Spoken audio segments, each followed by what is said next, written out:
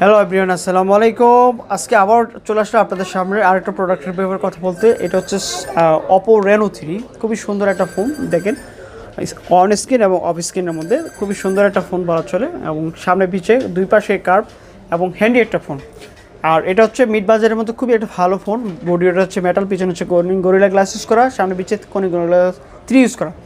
তবে যারা চাচ্ছেন এই ফোনটা নেওয়ার জন্য, এটা হচ্ছে জাপান ভেরিয়েন্টের, এটা সিঙ্গেল সিম হয়, 8 GB র্যাম, 128 GB স্টোরেজ, এটা 4500 mAh ব্যাটারি।